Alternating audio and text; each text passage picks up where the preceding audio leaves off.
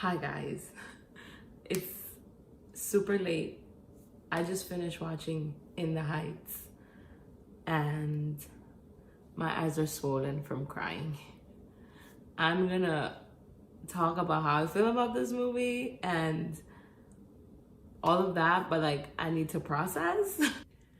I need some time to process because this movie was that good for me. And so I'm gonna come back and talk about this tomorrow because I have a lot of feelings.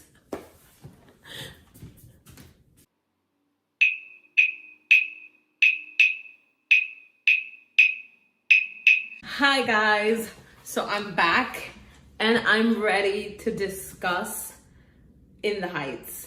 Wow, I watched it for a second time. I have to say that this movie literally took my breath away. First and foremost, I want to congratulate Lin-Manuel Miranda, the director, production, soundtrack people, the choreographers, the dancers, from the biggest to the smallest person, the PAs, everyone who had anything to do with In the Heights. Congratulations, you deserve all of the awards. You guys literally made a masterpiece that completely depicts in a beautiful way my neighborhood, my community, and myself. I saw me, my struggles, my family struggles, all of it in this film. And for that, I thank you. That is what caused me to have such an emotional reaction to this film and to feel so connected to it. Congratulations to all of you. So my name is Smil. I'm from Washington Heights, raised for over 25 years, went to elementary school there, middle school there. I still live there. My family still lives there. And I'm Dominican. And I cannot put into words how much I can relate to this film. So I never saw In the Heights, the play. So because I've never seen In the Heights, I didn't know the plot. I didn't know where this film was gonna take me. Some of the things that I wanna discuss today that really touched me about In the Heights are the themes and layers of this film. So this film is a complete depiction of the immigrant experience from the Latino perspective, the perspective of Dominicans, Puerto Ricans, and all of us in between. This movie really, really highlighted and showed what our experience is truly and honestly like in the most beautiful way. It could have gone into so many stereotypical tragic themes, but it didn't. It showed us the good, the esperanza, the hope, the paciencia y fe. This movie touches on gentrification, immigration. It touches on identity, on feeling connected, disassociating and associating, assimilation. If we can dissect this movie, we are gonna go on forever. The theme of gentrification and how it was sprinkled in there, beautiful. Yes, for those of you that do not know, who are not from New York City, when you leave Washington Heights because you can't afford the rent, you go to the Bronx. Another highlight for me was the movie's soundtrack. I can see myself listening to these tunes. These are not just Broadway songs that I'm gonna watch while I'm in a movie. I can actually listen to some of these songs on my Spotify.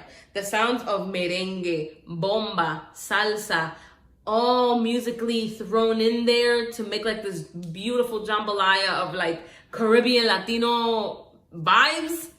Amazing. This was so good. Another highlight for me was the fire escape scene. Y'all don't understand. If you're not from New York, you don't get it, okay? So when I was growing up in Washington Heights, I particularly wasn't allowed to go play on the block, which means go outside and play in the corner and go to the fire hydrant and do most of those things, because my mother didn't feel like my street was safe enough. So my block, she didn't feel like I could just go downstairs and play and like just be on the corner because it wasn't safe. So I wasn't allowed to do those things often. But so my fire escape became my escape. So to have the Nina character on the fire escape and like essentially escaping from her reality with the George Washington Bridge in the background during the sunset, amazing touch. Hello. Even during the pandemic, I was in my fire escape, escaping from my apartment. I would literally hang out on my fire escape like if it was a balcony. I can read there, listen to music, people watch, take a nap, which has happened. I've literally fallen asleep in my fire escape before, turned it into a little like nesting ground for myself. I have so many memories of me growing up in Washington Heights and just hanging out in my fire escape. I'm just grateful that they had that scene and that they kind of show you the significance of like, let me just hear my block, let me hear my street.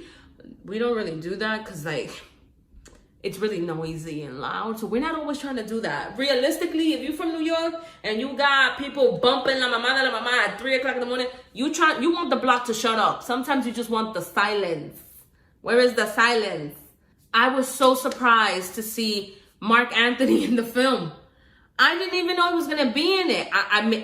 News to me, I did not know that he even had a little sliver of a role, a participation in the movie. I think that was amazing. I think that that's great. This man really portrayed that character good, and it gave us that mystery. It's not giving us, it's not giving us answers directly, but it's in between the lines. It's unspoken. It's that uncle that we all have. Addictions, substance abuse.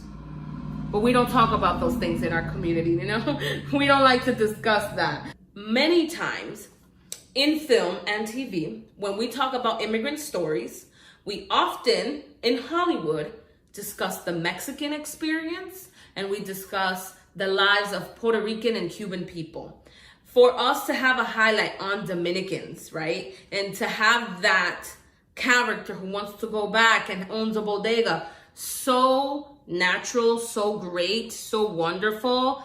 Anthony Ramos killed the role. He's Puerto Rican, but he did amazing. He did great. It's besides the point that he's a Puerto Rican playing a Dominican. It doesn't matter. This man did so good at his job. He did amazing. You're so talented. I love that Lin-Manuel Miranda didn't focus on the ugly side, which would be deportation, crime, dealing drugs, gangs. You don't see none of that. It's just people who are working really hard to get to their dreams. There are more of us who are working to get this sueñito, this American dream, to realize this, than there are of us committing crime. So for us to be depicted in this way, just as hardworking people, which we are.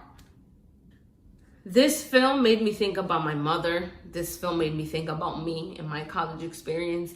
This made me think about my relatives who are undocumented. This film made me think about my grandmother. It made me think about my community grandmother, because I didn't grow up with my grandmother here in the United States. Some of us are fortunate enough to be raised with our grandparents. Some of us aren't. I was not raised with my grandparents so easily and readily accessible, but we had a community grandmother in my building. This brought me back to those memories. It was so nostalgic. In the Heights was filming in my neighborhood, 2 streets away from me, in 2019, the summer of 2019. And at the same time, or simultaneously, West Side Story was filming in my building, which will be its biggest competitor because it's Steven Spielberg who directed it. We'll see. West Side Story could never, because it is through the lens of white people. It was a film about interracial relationships, but in a very toxic way, and not filmed with Latinos at all.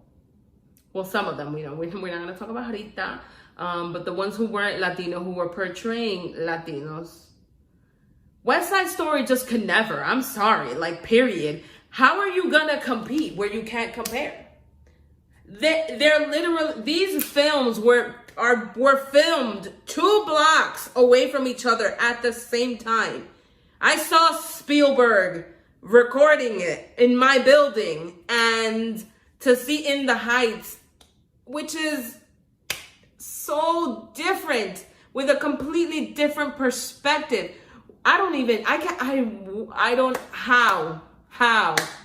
Sway?